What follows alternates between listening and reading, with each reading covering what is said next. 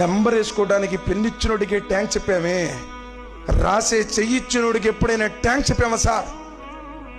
జ్ఞానంతో ఆలోచించండి. నేను కులం దేవుడి గురించి చెప్పడం లేదు. అసలు ఒక వీరి బిందుతో నిన్ను తయారు చేశాడే. మానవుడాన్ని తల్లి గర్భంలో విడవబడినటువంటి ఒక నీటి బిందువు కావా? ఆ వీరి బిందువును మేము నెత్తుటి ముద్దలుగా చెయ్యలేదా? నెత్తుటి ముద్దలను శరీర అవయవాలుగా రూపొందించలేదా? నీ చేతి నువ్వు తయారు చేసుకున్నావా? నీ గుండె నువ్వు తయారు చేసుకున్నావా?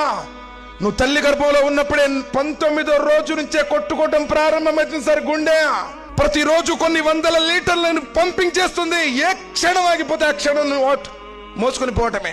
ఊపిరితిత్తులు పనిచేస్తున్నాయి, మూత్రపిండాలు పనిచేస్తున్నాయి, కేంద్ర నాడీ మండల వ్యవస్థ, కన్ను లోపల నల్లటి గుడ్డు, లోన రెటీనా, చెవి, లోన కర్ణబేరి.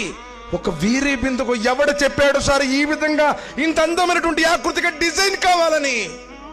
నవమాసాలు మోసేటువంటి తల్లికి కూడా తెలియదు సార్. నీకేమీ తెలియనప్పుడే నిన్ను తయారు చేసినటువంటి నన్ను గుర్తించు అంటున్నాడు ఆకాశాల స్వామి.